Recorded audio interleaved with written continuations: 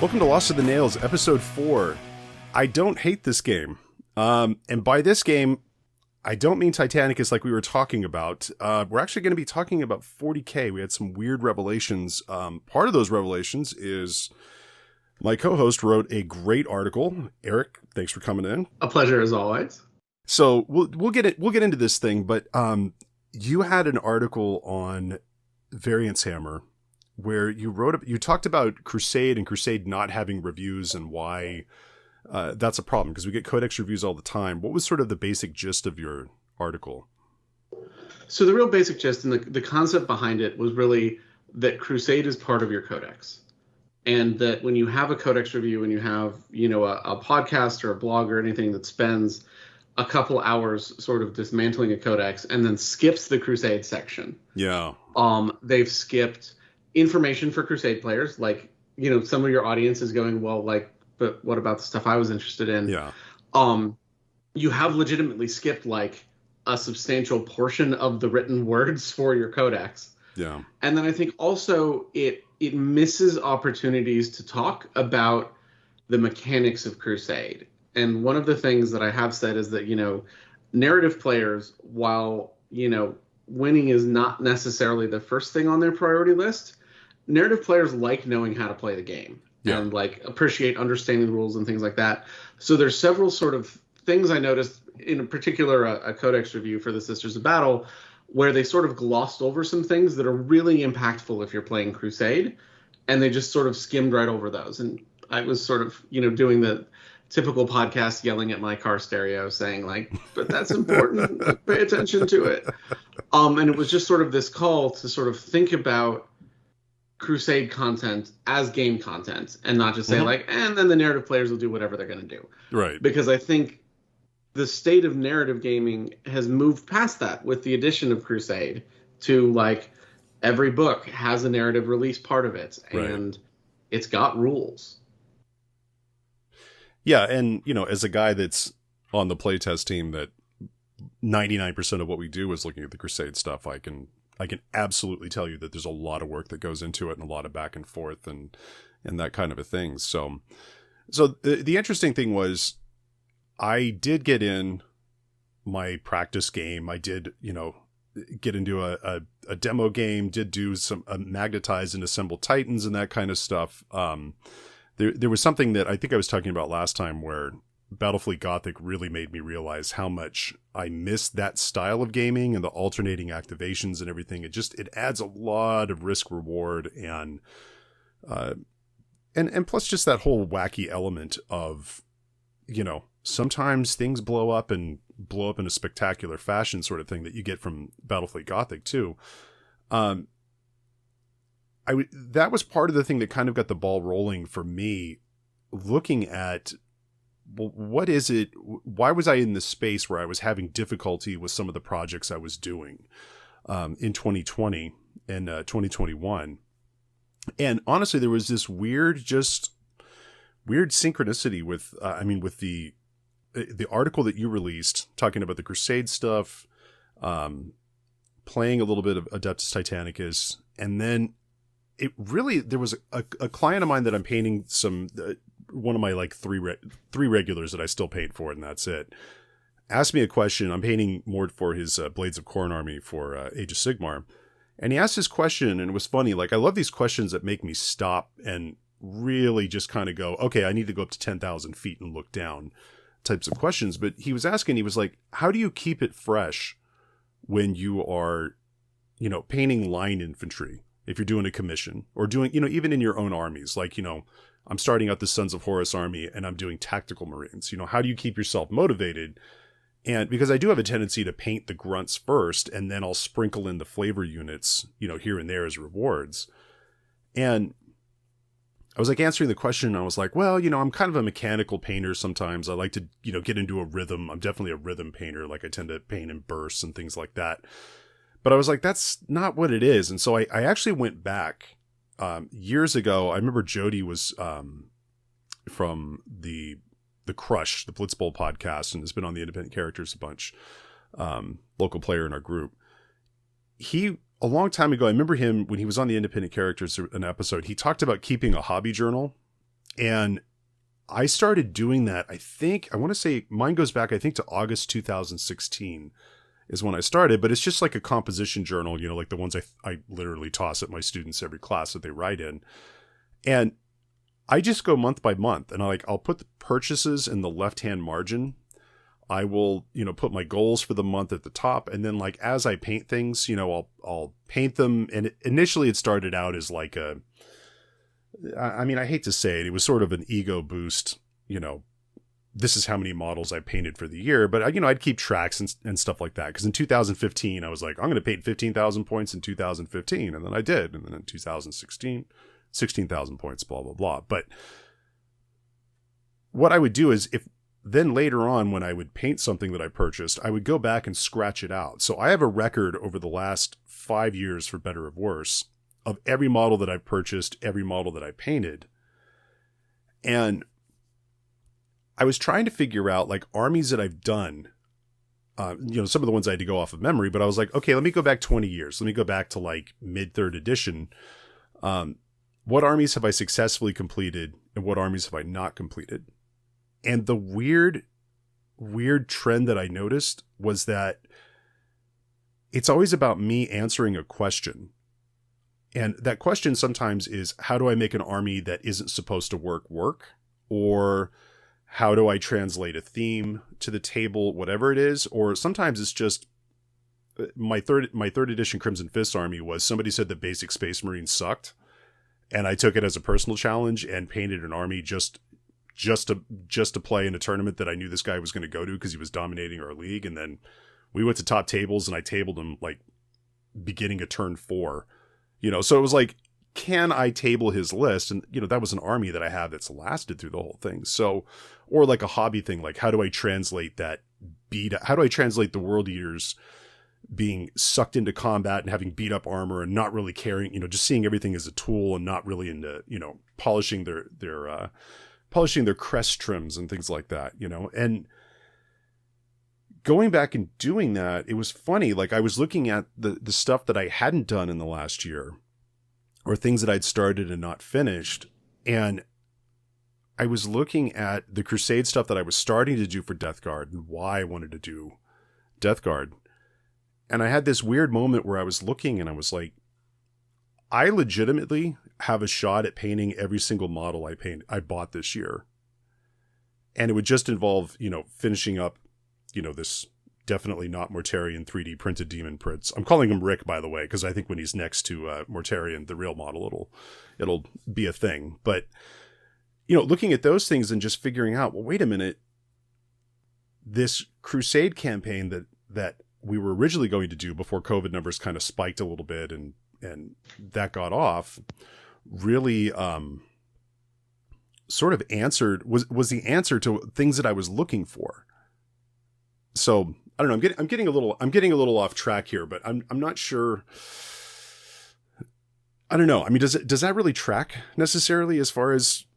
I mean, you see me blow up your phone with text messages or things that I'm painting and stuff like that. Does that sort of track as far as how I roll? So I mean, you definitely have sort of ebbs and flows. Yeah. I'll get 4 text messages in a row. They're just beautifully finished models, and then they'll be quiet for a month.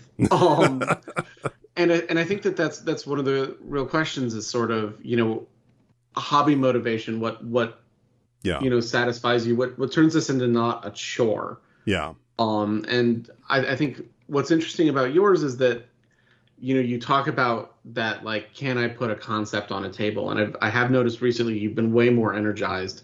Mm-hmm. But one of the things I think is interesting about that is the flexibility of what you consider a concept. So I'm gonna call back to my brother, the truest and worst narrative gamer I know. His concepts are all essentially images in the game. Okay, this would be really cool, and so I'm gonna make models of this. Yeah.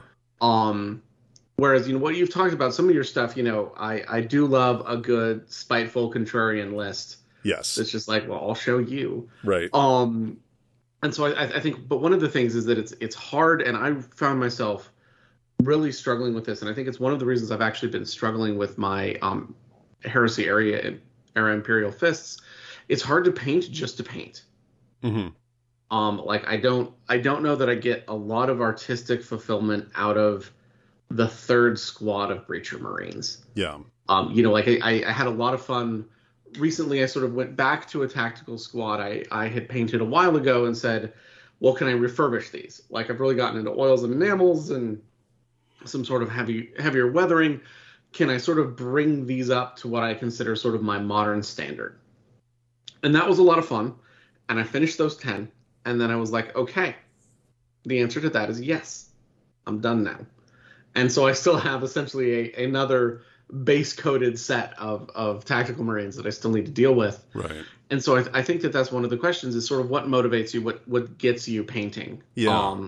And for me, an unspecified game to be played sometime in the future that the local group doesn't really play is really hard to sort of pull that out for. And it sounds like, we've been joking about, Brian's 40K epiphany, but I think a lot of it is that figuring out of like, what do you like about this? What does keep you motivated? Yeah. And then sort of following those things and saying, okay, what does that mean for me? Right.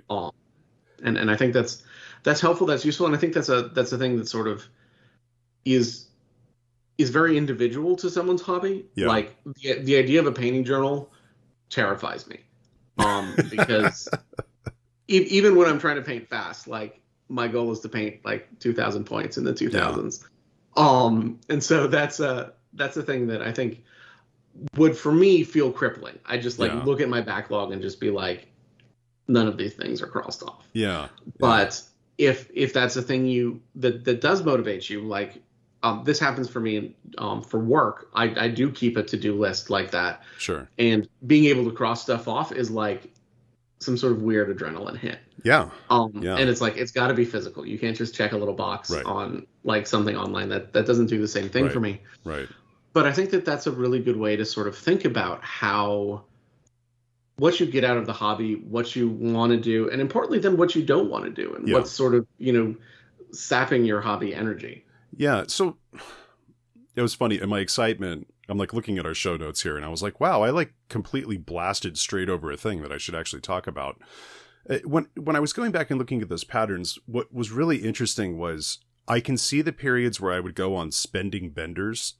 Like right before my second kid was born, holy shit. I can tell I was stressed out and doing some retail therapy because there were a lot of things that I bought that I was like, I know what you think you were doing there, but you really were just trying to do something that you felt like you could do, not under, anticipating a second kid arriving. But also looking at, what are the times of years that I tend to like go on runs with painting things? When do I tend to get burnt out? So it's good. And I hate to say it, this is just the hardcore, Myers-Briggs INTJ personality. Like I love looking for patterns and things and seeing, when I can actually look. I'm not a data guy with my teaching, but I will from time to time, if I go to ask a question, use it to pan back and say, well, wait a minute, am I actually hitting, this type of student or that type of student with these lessons or whatever it is. But so in looking at it, it was interesting because it started answering the question.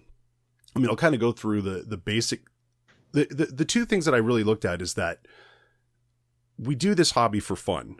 And for me, there are like hobby needs and goals, and there are gaming needs and goals. And for me, the hobby needs and goals, there's always this struggle of obligations versus artistic fulfillment. And obligations are, I need to paint this because something.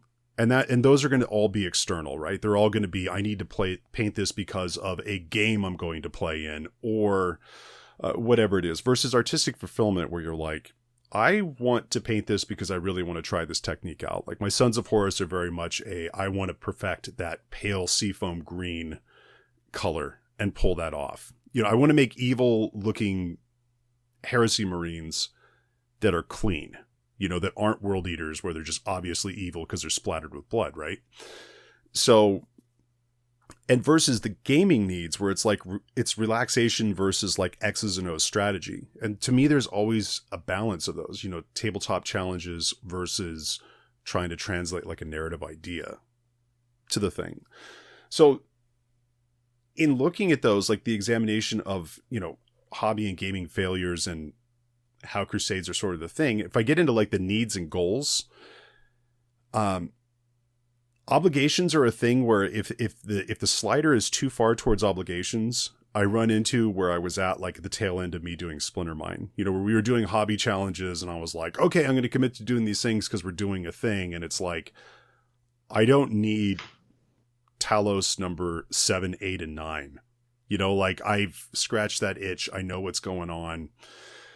It turns into an obligation. When there are too many obligations and you lose the other part, it's gone. So in looking at like this Death Guard thing, as far as obligations, I don't have too many more models to.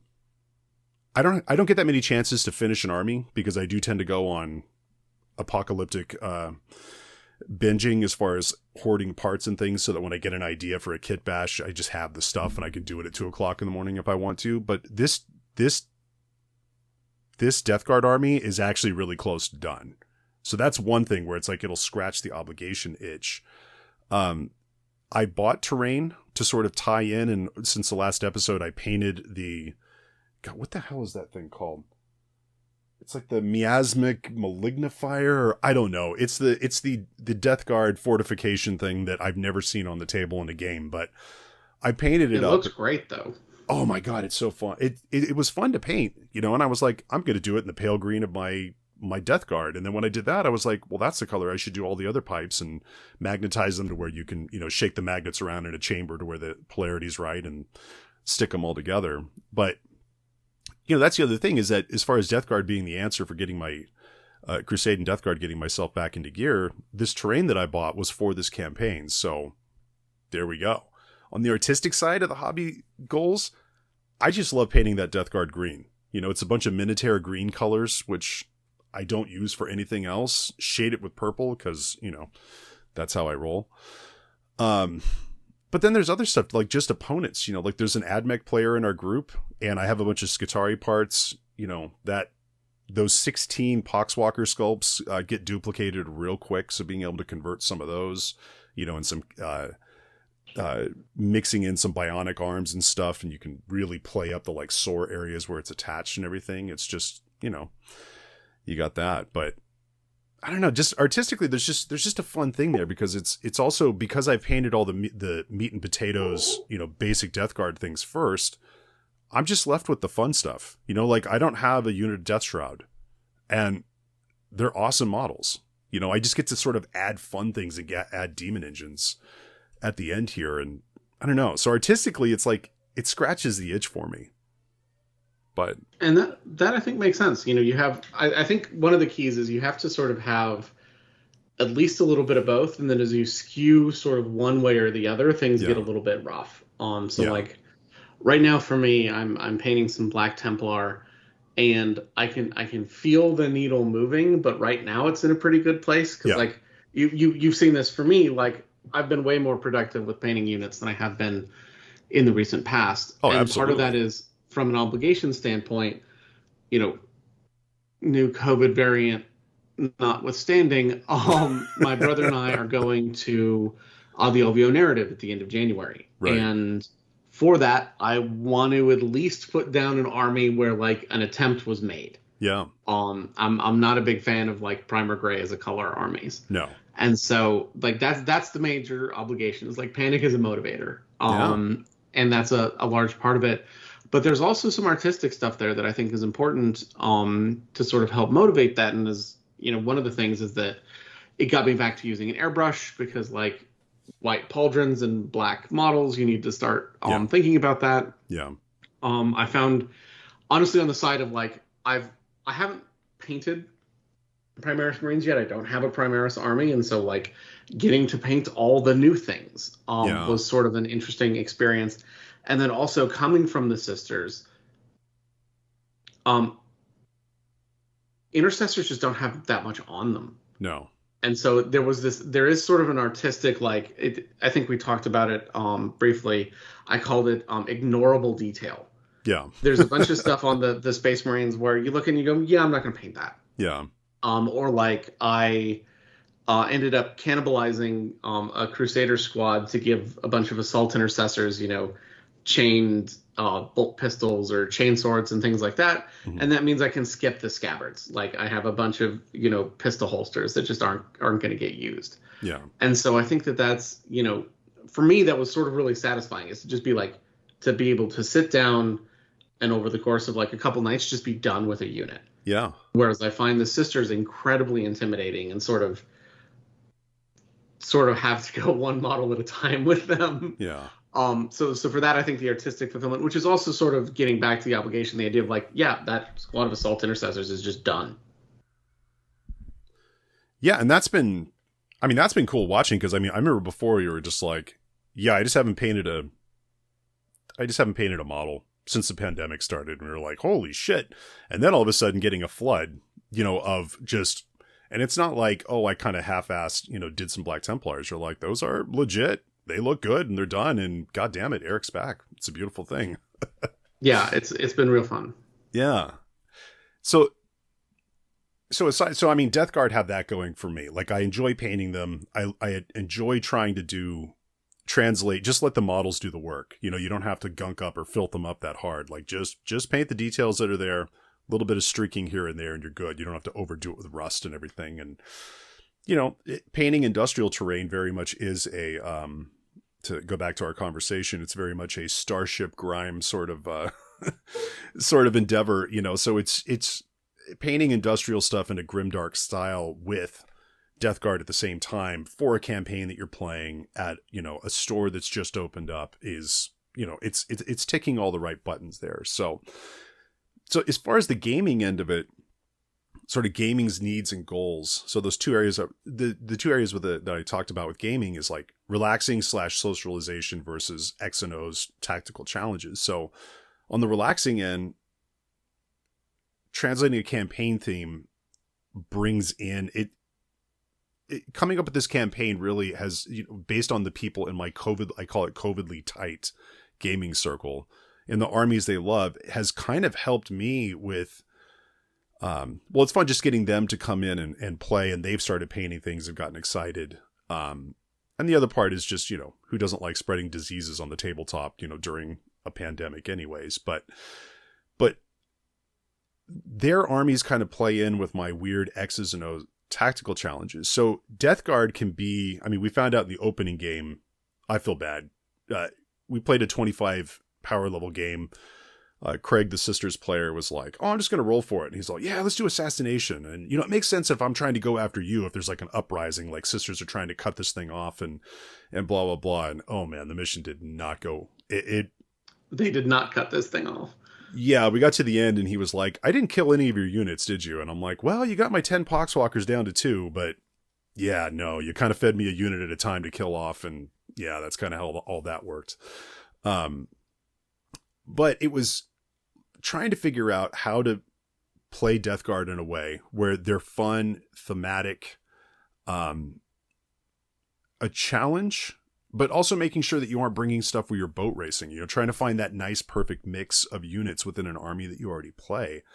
And just, I like the X's and O's challenge again. Like, this is just the contrarian of, I put suboptimal / suck units. Like, cultists with close combat weapons are not a great idea against sisters, but can I use them to sort of clog up things enough? And, it's just painting stuff that I've had that's just laying around just to try to figure out how to translate that.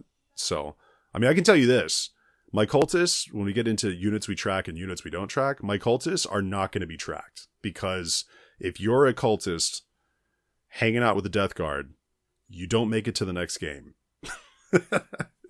I think that I've always thought that one of the things I'd really like to see for some units is these guys don't get experience. Yeah. I had always thought about doing and never really got down to do a sort of campaign mechanic with attrition. So, your guys die.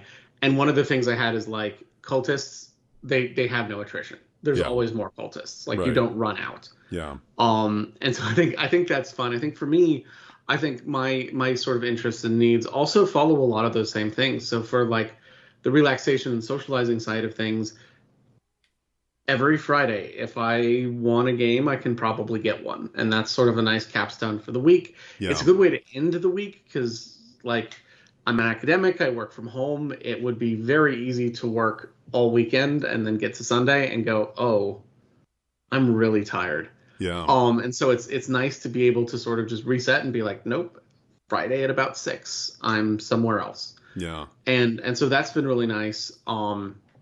Watching people's sort of narratives emerge, watching other people's armies take off. Yeah. So like we have a guy who just got back into the game after sort of probably a break at about 5th edition, who's playing Admech, who's painting his stuff really nicely. He's sort of contrast paint is a new thing, so he's started to explore sort of how to add that to his repertoire. Yeah. He painted some of the Traxi, I think, the Admech Birdmen. Yes. And I 3D printed some sort of tree stumps, and so they're like coolly posed, so they're sort of perching on those. It's great to see stuff like that. Yeah. And that's been a lot of fun. And then those sort of tactical challenges, as you said, I think there's a lot of fun with again those suboptimal units, the things that if you're listening to a codex review, they go, well, that's not as good as this other thing, so you're never going to take it. And I'm like, but I can because it's a crusade. Yeah. So for example, for my army, what's been really fun is the sort of engine, as I call it, of my sister's army is about 50 power level of the things you need to make sisters work well most of the time. Yeah. Get you some mortifiers and some sisters Repentia and sort some stuff out. And then that other 50 power level, you can kind of, if you're playing a 100 power level game, you can kind of play with. Yeah. And so like I added a castigator, which is basically what if you took a predator and glued a church to it. Right. And it's not a great unit. You can feel how it's not an 8th edition unit. It doesn't synergize with anything. There's no stratagems for it. It just sits there and shoots its gun. But like it's not bad. Right. Right. And so like there's a little unit of something hunkered up in terrain, and then you go, funny thing about that, some of these shells are napalm, and now they're not there anymore. Right. And so I think there's a lot of things being able to make those suboptimal units or paragons, the Nundums. Yeah. They're not good. And if in a 100 power level army, if I take 3 of them, that's a quarter of my army. Right. But occasionally they do cool stuff and they look good. Yeah. And so, being able to sort of look at that and say like, oh, won't that be fun? Right. And sort of play with that, or just things like that. Or sometimes it works out really well. So I bought a unit of penitent engines because I got one from the sort of starter box. And so I fleshed it out to a unit of 3. And my thought was like, oh, these will be the sort of distraction carnifex that goes ahead of my mortifiers so that people don't shoot at my much more dangerous mortifiers. Yeah. And the penitent engines have just gone ham this whole campaign and are just like probably the most dangerous unit in my army right now. Wow. And so it's just fun to be like, man, those guys worked real well. And like now they do what they're supposed to because everyone shoots them first. Yeah. Because as it turns out, 6 heavy flamers do a thing. And so like it's just been interesting to watch sort of that happen. And so I think again there's sort of that combination of those things. And one of the things I really like about Crusade is that at the end of the day, no game particularly matters. And so I think it keeps that, as you say, the X's and O's, tactical challenges, it sort of keeps it from going too far that way in a way that I struggle with for, 6-game tournaments where like, it was nice to meet you. I'm never going to meet you again. And I really wish I'd tabled you is a much more different sort of mechanic. Yeah. And it was, when you were mentioning that with other players like Admech and players and things like that. So, side note, we got our first game in yesterday. Sky from Herrick Games had his first opening, right? So the store actually opened to the public. And the funny part was he was like advertising it on Facebook and things like that. And the area where I live, Santa Cruz is on the coast, is about 20 minutes south of me. Going through the redwoods, and it's a university town. So there's a gaming store, not much of a tabletop scene, really. Not as much as you would expect to have for a university town. San Jose's 30 minutes in the other direction. That's usually where you're going to see tournaments and things like that. So Up here in the Santa Cruz Mountains, though, it's very much like weird small town environment. And he's up in Boulder Creek. I mean, when you go to it, it looks like a gold mining town that you would see like in the Sierras, but there are, redwoods where they aren't burnt from the fires a couple years ago. But he it was funny because he was like, yeah, I'll just set up a table and you guys can play. And I was like, well, we'll keep our game small. And he was like, yeah, I'll bring an army because I don't know who's going to show up. And I mean, and it was absolutely slammed. There were people that were coming out all over the place. So if you are there locally, do that. If not, herrickgames.com, as Eric calls it, your local friendly gaming store that just happens to be online. It was. I'm so glad to hear it was busy. It was so busy, and then he was like, I texted him later, because I had to leave a little bit early, but I texted him later, and I was like, yeah, you probably need to do that like at least every other Saturday, not just because I want a place to go play a game or anything, because he'll just open it up for us on a Thursday night and let us play. But I was like, people want to spend money, and they want like a community hub there, because with the fires, there were 911 structures, homes that were destroyed in that fire. So there are a lot of things that left and didn't come back. So to have something where people can go, and there were like, Settlers of Catan, players that were coming in wanting to see if he had board games and stuff. And it was just great to see. But just tangent. Check out his online store if you aren't in the area. I always think supporting good people is a good thing. And, hey, it supports my local store. So there we go. But back to the part where actually related to this thing, away from my side tangent, he's playing AdMech. Craig, the player that I'm playing with, is playing Sisters. We're trying to drag in, we've got a couple of potentials for the second baddie for me to play Death Guard with. And I was like, I have enough of a collection where I can just sort of go in a direction that makes sense for my opponents. And the Sisters player, I was like, okay, I usually don't play with, I'm not a psychic phase guy. Like, even when I play Craftworld Eldar, the psychic phase is the weakest phase of the game for me, because I'm just used to playing Drakari. And I just play the game without psychics stuff. And so I was like, okay, he's playing Sisters. He's going to want some witches to burn. So I'm going to steer into the psychic part. I'm going to take a Plaguecaster and make sure it's in every single game. I made that my Warlord, even though it's not the greatest choice as far as survivability. But, and then for the other one, Sky he was like, oh, this is my idea for my for my AdMech army. I'm laughing because I consider myself a narrative player. I don't even name my characters. Like, I don't care. I just like having a themed army that plays into what everybody else is doing. He has this backstory that he started telling me, and he was like, okay, so there's this AdMech, and there's like this, they're on this certain, they're in this system surrounding this certain star, and they're mining this like specific thing to make this alloy, but it's like really something left over from a Catan shard and blah, blah, blah. And I was like, stop right there. You mentioned metals and alloys.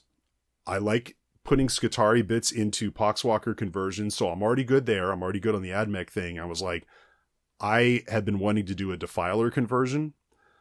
I would be willing to do 2 of them, like Death Guard showing up and attacking because they want this alloy or whatever, and just happening to have Psychers so that the Sisters can get pissed off. Like, those are all the cues I needed to go, that's what I'm going to steer into. That's my challenge. Like, using a Defiler. Nice Forge roll you have there. Shame if something happened to it. Yeah. So it's just kind of, it's just, like I said, all these things just kind of clicked and came together at the right time. And that's why the title of the episode, I was just like, holy shit. I remember texting you. I was like, I don't hate this game. I thought I was just going to hang it up for a while and just do Titanicus. And man, it's just weird how Crusade, the thing that I didn't think would get me sucked back in, is the thing that just clicked with everything else. Just the rest of the world just sort of like shuffled the Rubik's Cube of chaos. And I looked down and I'm like, oh shit, they're all green. Okay. Cool. Yeah. Well, welcome back.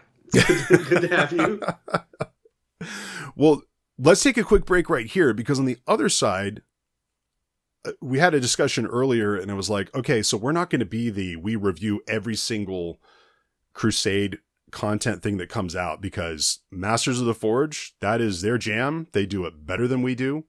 We're not going to step onto their lawn. But as far as the Crusade stuff, I mean, this show is all about trying to get yourself out there playing games and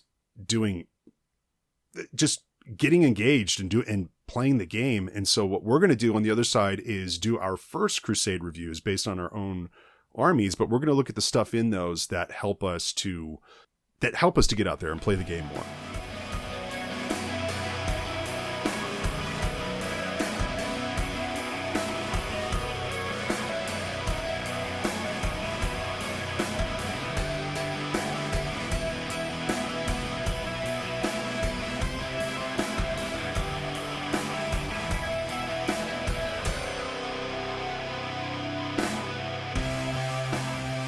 Back.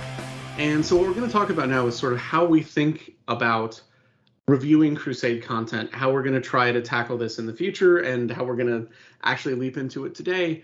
And really what we want to do is we're only going to review the armies we care about. As Brian mentioned, there are podcasts. Masters of the Forge is the one that's near and dear to our heart. There's also the Narrative Wargamer, who do this for every single thing Games Workshop puts out.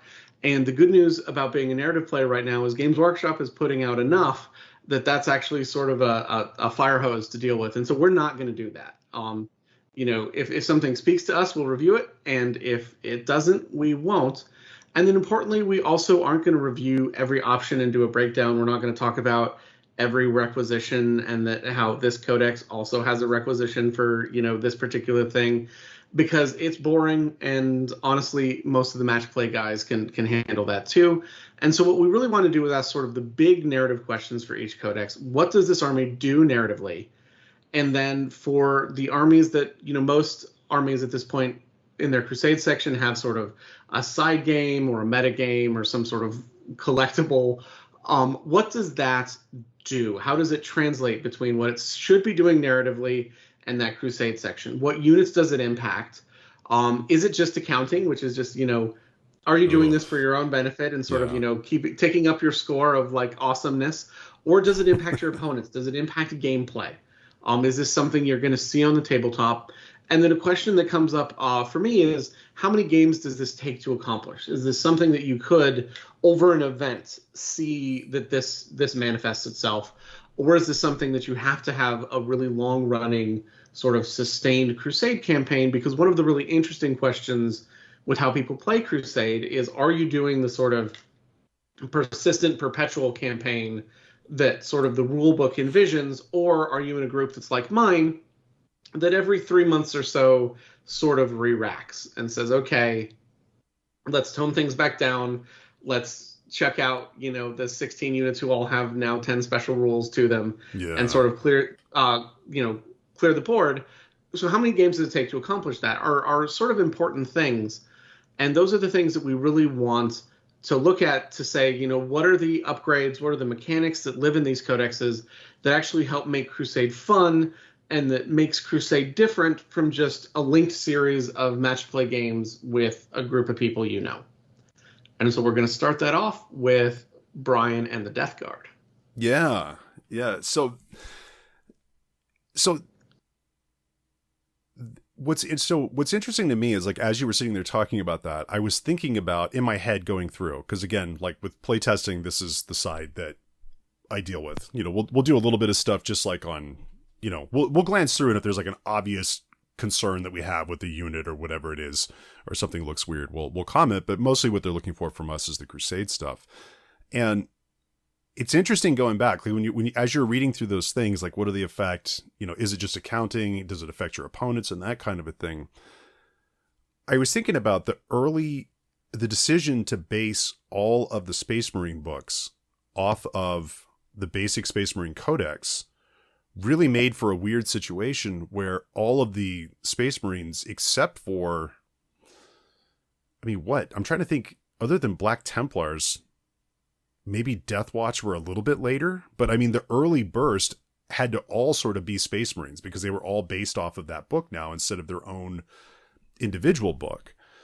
And the early Crusade stuff is I don't know. I'm trying to, in my head, I was like trying to think of how the pattern has changed, because like the early Space Marine one you were talking about when we were hanging out the other night, the Space Marine one itself, just like the vanilla Space Marine one, like not out of a, Blood Angels or any of that sort of a thing, is kind of an odd duck, right? That it's sort of a long game, but not really Yeah, so we have an Ultramarines player in our Crusade group, and I've spent a lot of time talking with him sort of about the mechanics of his army, because he's also a new player, and so he's sort of trying to figure this out. And there's a couple sort of captain upgrades. I don't remember what company it is, but you're Sure. now the master of the whatever. Master of the Watch and master, yeah. Yeah. And for those, like, I remember when those came out, I was like, that's so cool. But now, like, he had asked, like, okay, but when would that be helpful? And I'm like, this would be a big deal if your Crusade ran for like 2 years. Yeah. Because that discount you get that discount early, and that's going to really help you build your army over a really long period of time. But he doesn't really have that sort of side game or meta currency or whatever you want to call it. So, for example, for us, when we reset, we let people carry over 2 units plus their side game progress into the next season of the campaign. Yeah. For him, we said you can bring 3, because you aren't really bringing points along with you for things. Yeah. And yeah, so I think the Space Marines are interesting because they're sort of an odd duck, and I think they're somewhat less compelling than some of the other ones. And very much built on that. So you're running the sort of, I think, the way this was envisioned originally for Crusade, which was you just have your Crusade army and it does its thing, and you play against people and strangers, and like collect the things. And I think it very much is built on that paradigm, which is sort of an interesting sort of transition to what I would consider the somewhat more modern sort of Crusade content. Yeah, and the reason why I thought that was interesting was that I remember when the Death Guard book came out, I thought it was one of the better internally balanced books. And if you look at things they've had to adjust points-wise, there have been very few things that they've had to adjust because they were, broken or underpowered. I think I can count on one hand the number of units that have had points changes. And when they did, it was like 5. I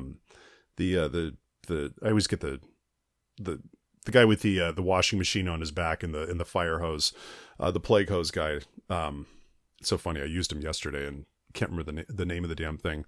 That one I think had a pretty juicy jump point wise, but other than that, I mean, there really haven't been, like Demon Princes weren't, raised 15% or anything. It's like, okay, Death Shroud went up like 5 points, or whatever it is. So it's been better balanced, but their Crusade mechanic, given that it was out earlier like that, the Necron ones are all about bolting on titles or, different things that you're doing. But the Death Guard one is actually pretty remarkably simple. And if we go through the mechanics, so, I mean, their thing narratively, what does the army want to do? When you think of Death Guard showing up on a planet, they're trying to, decimate a population, spread disease, crush dreams, there you go. That's it. Their mechanic that they have is this idea that they are going to, your company that you're playing is basically like trying to brew up this perfect disease. So their weird mechanic is, I mean, you can spend requisition points on some other things that they can do, but their mechanic is you want to try to pick up virulence points. And virulence points are things that you can spend along with the requisition point to try to re-roll on this chart for the disease. So when you start out, you get a warlord. It is pretty minimal in who it's going to affect because you can only have so many carriers of this disease. It's not every unit has this because you already have your little aura thing where you're like reducing toughness. I mean, it would just be too much. But so like in this case, my warlord, a malignant plague caster, has this thing. And what you have to do is when you start out initially, you roll 3d3 and each of those corresponds to, or 3d6, sorry. Then you consult a chart. So the first chart that I had that you have are the vectors. So these are the ways that the disease is actually spread.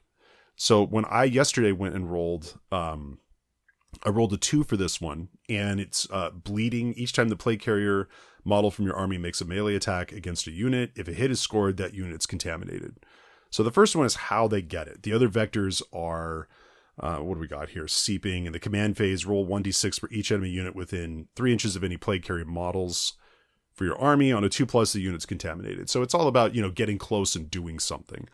That's how the disease is spread. If I don't like that, I can spend a point later to try to alter the disease a little bit. I'm like playing around with it in the lab or whatever it is to do it. The second part is the infection. This is how the disease actually, once something is infected, what happens to them.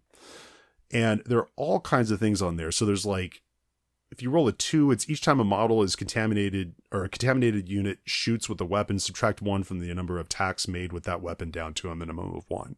So it isn't a huge deal, but if you do catch a, high rate of fire unit or, unit with storm bolters or something like that, it can reduce it. I'll get into what I rolled later because there is a little bit of a problem with this system. But the last one is the terminus. So terminuses, this is how the disease ends. So it's not just you infect a unit and they're hosed for the entire game. So this is where you have to have something. I recommend having it written out for your opponent so you can just give it to them. You're not going to have that many units that actually spread it, but they need to understand what happens when they're infected, how they get infected, what happens when they're there, and then how they get rid of it. So the terminuses are the way that the unit gets uninfected. So like if we look at, I just keep going with the 2s here. Growths. At the end of your turn, roll a d6 for each contaminated unit that suffered casualties this turn, subtracting 2 if the unit rolled for was contaminated this turn. On a 2+, the unit is no longer contaminated. So if they're taking injuries, they are still sort of, susceptible to this thing. But there's also, there's a decent chance they can kick the thing. So where the system can fall a little bit, initially I was like, oh, I got the bleeding result. Well, I have a malignant playcaster. This guy isn't exactly diving into combat, because he's a Death Guard character, so he's reasonably durable. But I mean, this isn't like any of the Terminator armored characters or things like that. But then I rolled a 2 and then I rolled 2 6s. And this is where the system kind of gets a little iffy a little bit. The 6 for infections is when a unit becomes contaminated, it suffers D3 mortal wounds. At the start of your command phase, each contaminated unit suffers 1 mortal wound. That's kind of a big one. That's real good. Yeah, and then for the terminuses, I also rolled a 6. Ulcers, at the end of your opponent's turn, roll d6 for each contaminated enemy unit. On a 1 through 3, you can select one enemy unit within 6 inches of that contaminated unit to also become contaminated. On a 4 up, the unit is no longer contaminated. So, just before a game had been played, I kind of rolled a pretty goddamn good plague. Like if I wanted to, if I'd gotten one of the other results where it's like, it's okay, but it's not great, I'm going to play around with that one a little bit. Like I might end up just blowing a virulence point. If this thing creates like a feel bad moment, I might just do it just to roll on the chart and turn it do down. Something else. Yeah, we can go ahead and turn that plague down. Because even though it's like, at this point, it's only one character that's spreading this disease, and he's not really a melee monster, and it's done by him scoring a hit. Him scoring a hit causes D3 mortal wounds before he does anything else. And this is a guy who, all of his casting abilities pretty much are going straight to mortal wounds, He's a melee character now. Yeah, it's kind of scary. Well, we'll get into other parts of how he's also a little bit scary. But so that disease thing, is there a certain amount of accounting? There is, in that you have to like score virulence points, but you score virulence points by taking specific agendas. So if you don't care about this and you got a plague that you're like, I could take it or leave it, it's fine. You kind of don't need to play with this anymore. Which is good and bad. But as far as like how many games does this take? It could be something that you weren't really interested in. It could be random. You could just hit hit a grand slam your first at bat, like I did on accident, just throwing dice on the table. Or you could have something that you're like, no, I want to tweak that a little bit or do whatever it is. So for me, it ends up being a good fit because I couldn't do, when you get into the Sisters one, I don't have the bandwidth to do that one right now. Like I'm just doing this to have fun and play weird, wacky units and do whatever. So if you're looking for a really deep system there, it might be a disappointment to you. But for me, my Death Guard have never been I identify as a plague carrying whatever the fuck. Like, that's Death Guard have always just been, I like painting them, and I had a lot of the models, and why not? They're different from the other stuff that I play. So for me, it's not a downside that mechanic is simple, but it's juicy enough that my opponents do have to know that it's a thing, but it's not like a game changer necessarily. Yeah, you can't ignore it. Right. But it's also, I'm not going to make them listen to my whole, narrative and explain my D&D character to them. So you're not a Black Templar player who's reciting their vow before every game. Yeah. Oh God. Yeah. I don't want to be there for that one. That's going to get a little like, okay. All right, D'Artagnan, shut the fuck up. All right, let's go to the next, how many games does it take to accomplish? It's pretty random. What I will say is the part in this that I actually do enjoy, and this was something that was a plan right going into the army, and this plays in with like some of those other magic, my collection looks just right and hobby and all that sort of a thing. This book has chaos boons, which to me are the fucking best. This is the thing that I am here for. This is the long-term thing that I'm going for. I am aggressively pushing for all of this stuff. So if you have a character that earns a battle honor, instead of taking a battle honor, well, and first off, I'm just going to say I am rolling for everything, which has already bitten me in the ass because I'm like, hey, chaos, fuck it. Chaos boons, though, are freaking fantastic. These are mutations or gifts from Nurgle. So you roll 2d3, one for the 10 spot, one for the singles. And like yesterday, I rolled bloated flesh, which was a 12. So I added 1 to the wounds characteristic of this plaguecaster, which makes them, they don't have a ton of wounds to begin with, but, with disgustingly resilient, removing a wound for multi-damage things, it's pretty good. Well, his warlord trait that I'd gotten for him gave him +1 wound, and he ignores -1 and -2 modifiers to his armor. So all of a sudden, this guy that I was like, well, he's not going to walk around and hit anything. Like, this guy can kind of wade in and hit some stuff. And he's a durable boy. He's pretty chunky. So, but the trick with this chaos boon thing is, once you've earned 3 chaos boons, there's a requisition in here where you can spend a requisition point and then you replace the model with a demon prince. And the demon prince carries over the experience points. I have 2 HQs in my list. I have the double, why am I blanking on the guys? Lord of Virulence, the guy with the double plague cannon thing. I have a Terminator Lord with that, and I have this Malignant Plaguecaster, and I'm trying to make it a competition between the two to figure out who can get Demonhood the fastest. So every time I get an opportunity, because I also have a converted Demon Prince that's on foot that has also has a Plague Cannon thing, and then I also have,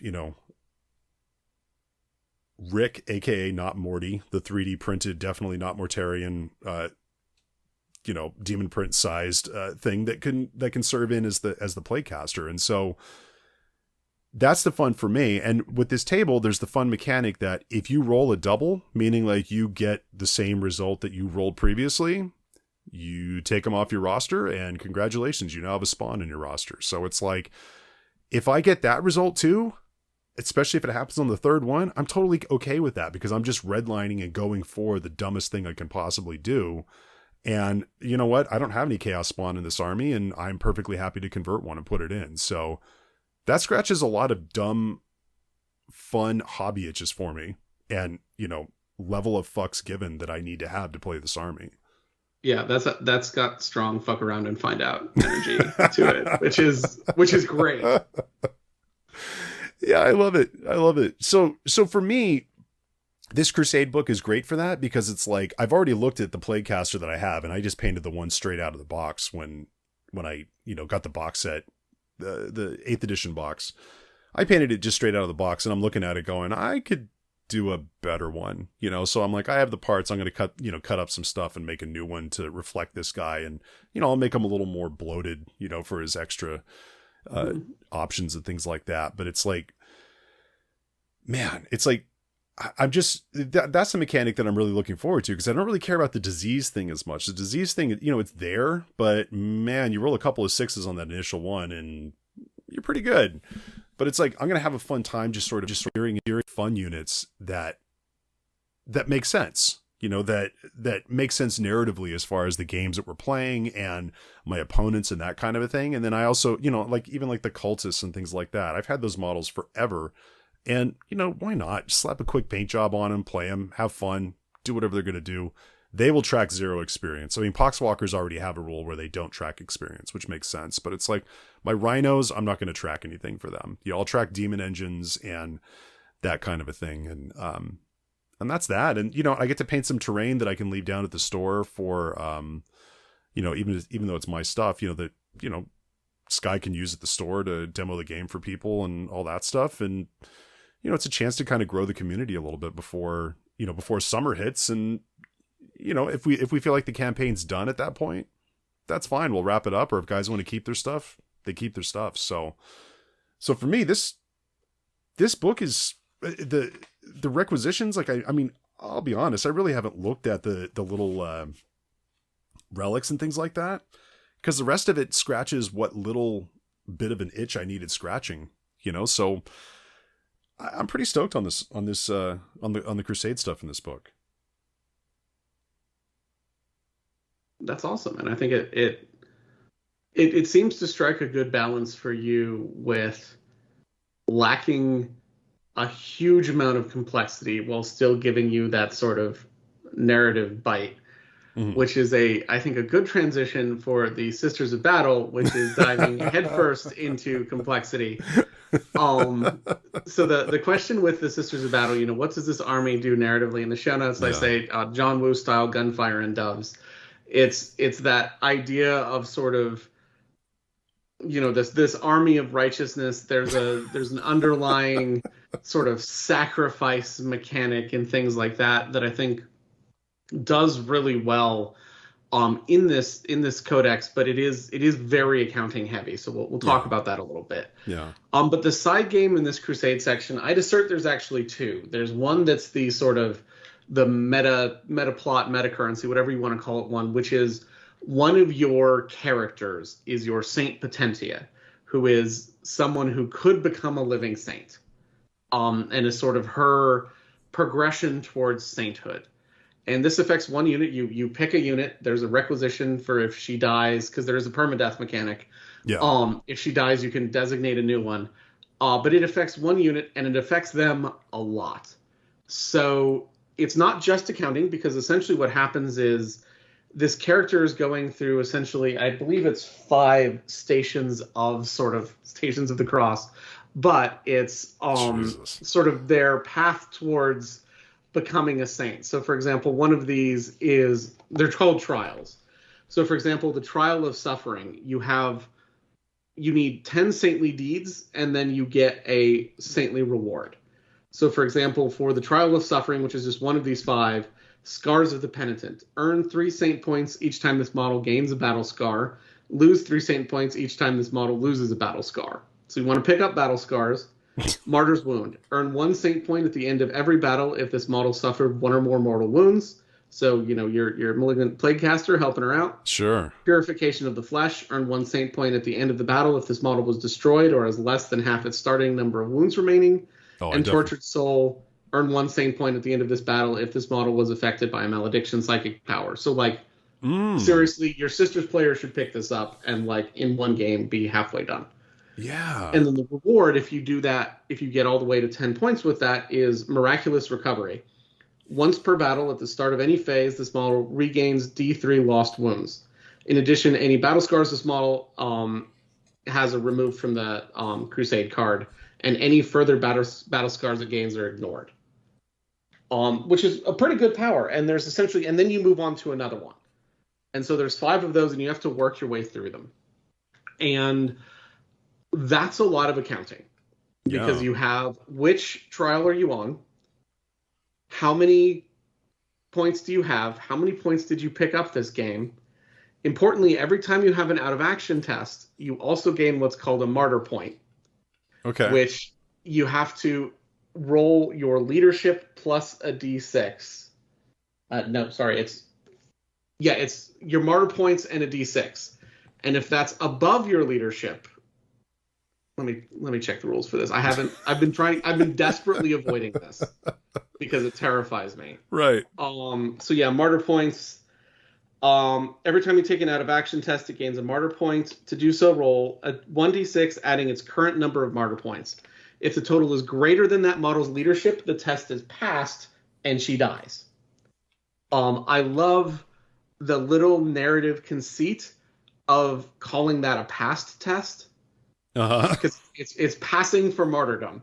Right. And if she dies, everyone who's on the battlefield gets a ton of experience for having watched her, her glorious last stand.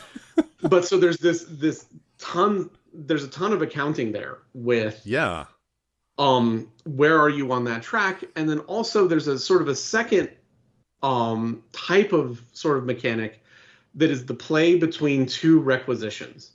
There's a requisition where if certain units of Battle Sisters get a battle scar that's essentially like demoralized and a couple other ones, you can turn them into a Repentia unit, which is awesome. Yeah.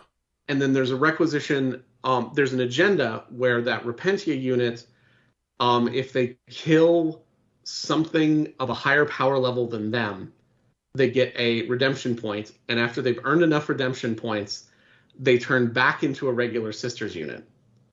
But they carry their experience with them, their battle honors with them, and if they're a Seraphim, Zephyrim, or a Celestian unit, their sort of free agenda, their unit agenda is free. So, for example, I have a unit of Zephyrim now that can use their 2 command points plus 1 to wound agenda for free, which is bonkers. Yeah. But again, you've got to keep track of. You've got to sit down on the tabletop, think about who your Repentia are headed towards, who will get them a point, how many points have they done. That carries over multiple games. So there's a lot of accounting. But one of the things I really like about it is it manifests on the tabletop. It's all your units change.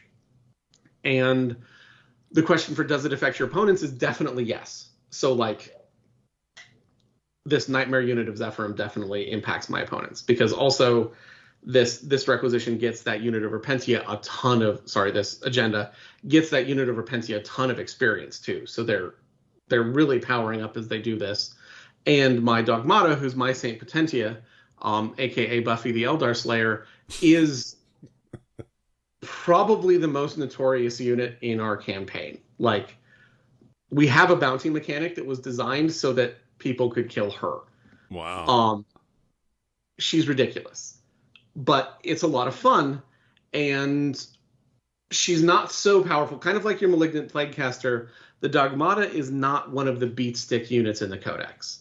She's good. She's got prayers, which is why I picked her, is because one of the early trials I picked does mortal wounds, and it's actually hard for a Sisters player to get mortal wounds early in a Crusade. This was one of my complaints that sort of spawned the article about reviewing Crusade stuff, is there's an upgrade that's sort of like the Chapter Master or Master of Sanctity upgrade for Space Marines. Yeah. There's a set of those for the Sisters of Battle that when you do this in match play, you go, oh, of course you always take Righteous Blow on your Canoness, so she's doing a ton of mortal wounds. You have to get fairly experienced with the Canoness in Crusade before you can take that. Wow. And so it's actually, you go from like, oh, you just do mortal wounds all the time to like, it's actually kind of hard to do. So like, that's why I took her. So I think it's a lot of fun. I think it's sort of impactful, but not so much that you're like destroying the game. Yeah. Similarly, the Zephyrim, like they usually just gank whatever they attack, but Zephyrim do that anyway. So it's like, okay. Yeah. So it does affect opponents. It does have impact on the tabletop. It's inspired some stuff. And then the question, how many games does this take to accomplish, is a lot. Yeah. It takes a lot if you're going like straight for a redemption arc with your Repentia. That's expensive and hard to do because that's your one agenda. for like taking it out of the codex. So like you got to focus on that. And the Saint Potentia, there's ways to sort of goose it. So there's a requisition where you can just buy points. So if you want to like try to scoot through, you can do that. The guys at the 40K Badcast call that the coward's way, and I agree with them. You can't just sort of buy that out. Yeah. But there's also a sister's special character, that sort of, again, the match play guys were like, I don't really get what this is for. Where it's the banner bearer and her little like note taker. Oh yeah, yeah. And importantly, the note taker, if she's on the battlefield with your Saint Potentia, your saint gets an extra point, as essentially this woman writes down all the cool stuff she did. Yeah. So like that's a huge impact on how fast you can do this, because 5 games you're done with the trial. 10 games you're done with the trial, whether you did anything or not. In all likelihood, it will be way less than that. But the answer is it's going to take a lot of games. Like we've been playing since July. I've been playing fairly consistently, and I'm in my 3rd of 5 trials. Wow. And I scooted through that because she got absolutely whaled on one game, and so she's currently in the trial of suffering, and got a whole lot of points for that, and took a battle scar that I don't mind her having. So I was like, okay, well, we'll take the 3 points for that. But yeah, it's a long-term thing. One does not become a living saint easily. Yeah. And there's a risk to it. But what I like about it is it's incremental. You pass your first trial, you're a little bit cooler. You pass your second trial, okay, now you're a little bit cooler too. So like she also has once per game she fights again. So she sort of starts picking things up. So it's incremental, but it takes a long time. Yeah.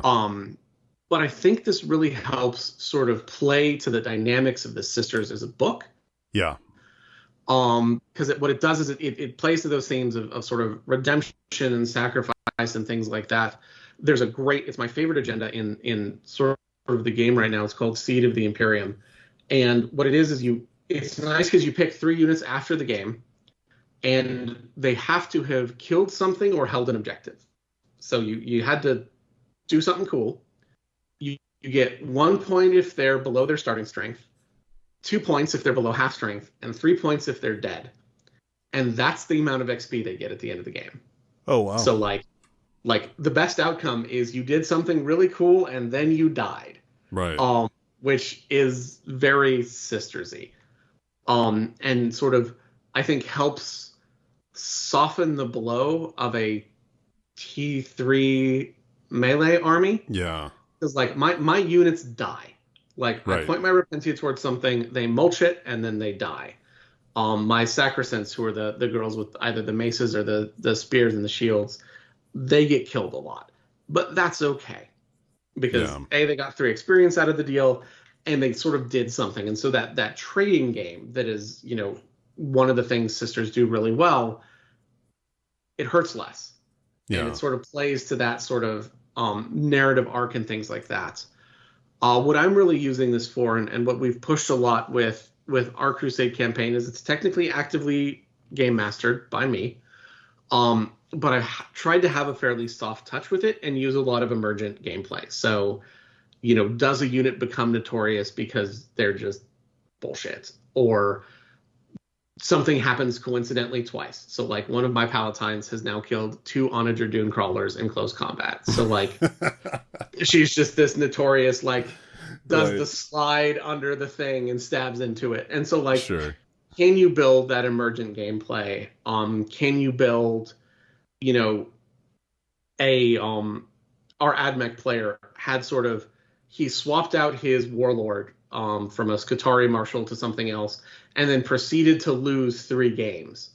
And so we sort of wrote into the narrative that's like all the command and control systems are disrupted and all the algorithms need to be recalibrated, and use a bunch of tech words for AdMech stuff. And so sort of building that emergent gameplay is really what we're using it for. We had our most recent game was against a Dark Angels player who's finally gotten his fallen guy. He gave it to me, and I was like, yeah, there's Inquisitors running all over this sector now, so we just assume it's an Inquisitor. And then he promptly killed it with an orbital lance strike before the game started. So we're like, well, that's awkward. And so building that sort of emergent gameplay is really what we're sort of pushing in this, and letting the mechanics sort of write the stories for us as they go. Yeah.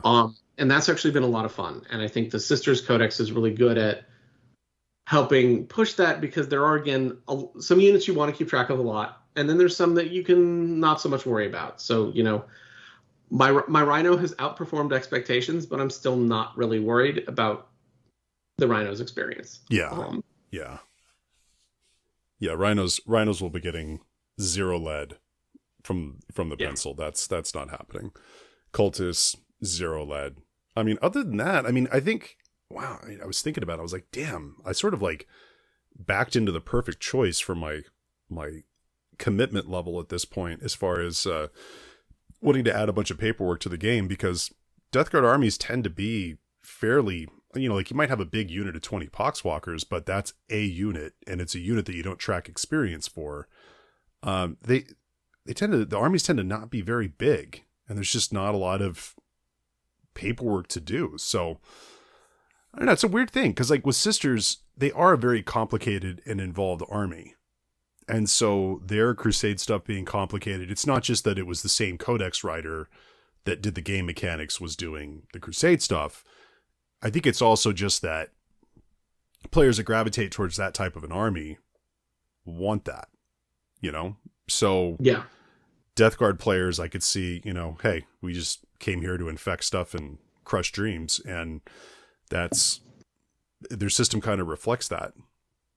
You know, the Thousand Suns one, I mean, I don't play it, but I remember reviewing it when we were playtesting it. It is all over the place, but the Thousand Suns are also all over the place. And you know, people that play them want stuff that's all over the place, you know? So I will say, I think we're going to have to make an exception though, for when the Gene Stealer cult one comes on. I'm going to bring somebody on from my local group, and we are going to review that one, because that one is,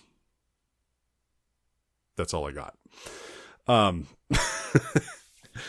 just looking forward to Gene Stealer cults, because I played one game with them this Crusade and was like, man, you guys need a new codex. Yeah. It's but their Crusade stuff is it will be worth reviewing. I'll just put it that way. Awesome. God, last thing before we go to close out, because I mean, as far as I know, of the 3 that they've announced are coming up, I mean, what did they announce?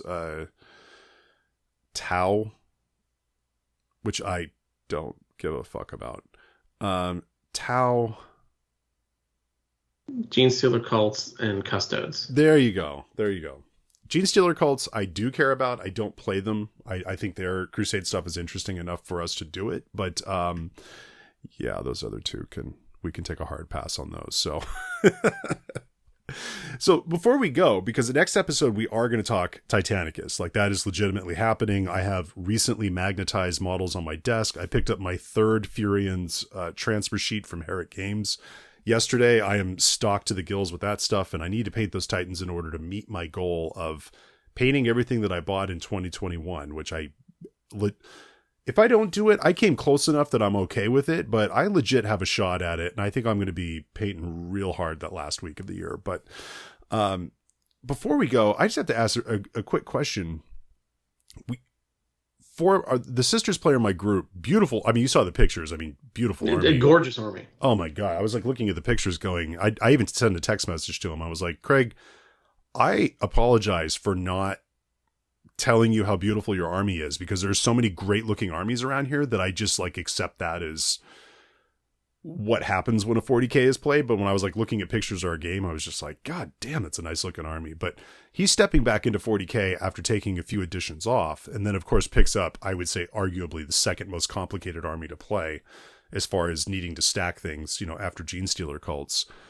You were mentioning 25 power level is not a great, the Sisters shenanigans and stackable whatnot doesn't really start to take effect until 50 power level. If he's listening to this if we are doing 25 power level for like a week or two before we jump up to 50, what kind of advice would you give him from like an X's and O's standpoint? I know you don't have his list. You don't know how he plays. You don't know what order he's doing, but in general, what, I mean, if he does get discouraged in some of these earlier games, I mean, I guess you can say it gets better when you get towards 50, but what are things that you would like, not like specific strategies or stratagems, but what are like general ideas you would throw at him as far as how to rethink the army at that points level? Yeah, so I think the advice I have, there's a couple pieces of advice I would give for sort of early Sisters gameplay, and one of them is essentially, lamentably, the basic Sister is useless. It's just they're not very good in close combat. Bolters, basic bolters that haven't gotten the Belisarius call upgrades are sort of uninspiring. I will say I am growing increasingly bitter as I build the Space Marine army, and it's like, oh, the cool assault bolter that does things. Oh yeah. But bolters are rough. They do carry heavy weapons, and those heavy weapons are great. Yep. All of them are good. I particularly, if you're, say, fighting a Death Guard player, hypothetically, where heavy bolters are less useful, heavy flamers. Our heavy flamers are amazing. They get an extra strength. Strength 6 is primo. Yep. That, and then start trying to explore the melee side of the codex. So try to work in a unit of Repentia. Try to think about working in a unit of like a single mortifier or penitent engine. Those are real good and are sort of one of the engines of the army. Or the other thing is start to build the building blocks of the sort of buffs you can do, and recognize that because it's Crusade, you can give out a ton of warlord traits and a ton of relics. Yeah. So one of the units I get the most utility out of is I have a Palatine with the warlord trait that gives her the +1 to your invulnerable save. Yeah. Aura. She just hangs out near the Repentia and makes them better because 5-up invulnerable save on Repentia is actually pretty good. Yeah. And as much as people sort of knock artifact pistols, the artifact bolt pistol, which is basically a heavy bolter but a pistol, is real good for walking around buffing things, and then also you have a heavy bolter. I have gotten a ridiculous amount of utility out of her. So I think start to build towards those things, and just start to sort of, what I do is I build your core, bring, a multi-melta or a heavy flamer or something like that, and then start to splash in some of those melee units and see how they work for you. If nothing else, to start getting, while you have small games and so only have to think about a little bit, starting to think about things like just how durable are Repentia? Do I need to, how do I think about them? How do I think about mortifiers? What stratagems matter for these units? Are things you can start thinking about. But yeah, that's my advice. And then try to push to 50 power level quickly.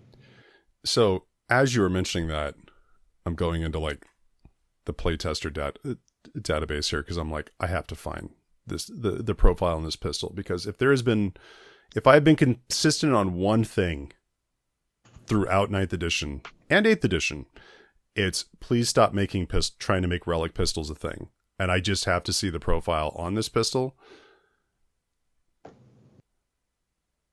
So this is Wrath of the Emperor. Okay. It's a bolt pistol. Well, it replaces a bolt pistol with a 18-inch range, pistol 4, strength 5, AP -1, and 2 damage. What the shit? It's a heavy bolter pistol, and it's great. Well, it's 4. You said 4 shots? Yes, it's technically better than a heavy bolter pistol. Yeah, it's a half range better. Good God. Man. Yeah. Okay, I stand corrected. There is one relic pistol that is super, super bitchin', and it is in the Sisters Codex. So Okay, Yeah. I stand corrected. I will stop saying, yeah. I will stop saying try to make relic pistols. Stop trying to make relic pistols a thing, because there's one army that has it, and well, at least I'm playing Death Guard. I don't have to worry about the 2 damage thing, but still, that's a hell of a drug. That's a hell of a drug. So, man, well, I apologize to anybody who tuned in today, hoping for Titanicus content, because we talked about doing it last time. Trust me, it is on the way. I played my little beginner games, and I am all in. I am on full stupid, but there was just that beautiful moment of a lot of things clicking at once, and I was like, yeah, I'm going to pull an audible. We're going to talk about this, because anytime there's a tool or a system that helps you to get out there and play more games and do your thing, that's something that needs to be celebrated. So I appreciate everybody listening to that, and Eric, you for, go ahead and just riding the squirrel on this one and indulging me on it. So I agreed to co-host something with you. I think that was there when I signed up. The occasional squirrel, and I think you're right. It is something that's worth talking about. But yes, we will be back with Titanicus. Small hammer is still best hammer. We promise. Soon. Yeah. So you especially have a really crazy December. We're recording this at the end of November right now. You have a really crazy December, so we won't have as long as this episode's out before the end of the month, we won't have an additional episode out in December. It'll be January when we do the Titanicus one. I doubt I'm going to have some sort of a wild epiphany or something where I'm like, I need to do an episode with somebody else or by myself. It's December. Ain't nobody got time for that nonsense. So we will get that back. Speaking of co-hosts, my former co-host Alex posted. He announced in the old Splintermind Patreon Discord that he was recording an episode for a new show today. So I don't know when that'll be out. I'm sure it'll be out after this one, because this will be a quick turn and burn edit. But yeah, so if you don't have us to listen to in December, you can listen to my old co-host and whatever he's doing on air. So if people want to contact us, where can they get a hold of us? So you can get a hold of us at losttothenails@gmail.com if you want to send us an email. I'm on Twitter. Brian is not. I'm at @VarianceHammer. We also have a Facebook group. Just search for Lost to the Nails podcast, and you'll get that. And then we also have a Discord where, feel free to message us or something, and we'll toss you an invite. Mm-hmm. And that's really, really the best ways to get in touch with us. Yeah. And as far as posting, I put up some pictures of the terrain that I'm working on I don't use it much, but I'm on Instagram. If you look up Evil Space Elves, that's what I do. I'm on Instagram at Variance Hammer. I keep forgetting to put things up there, but I do occasionally post there, and I will like the things that you post there. Right.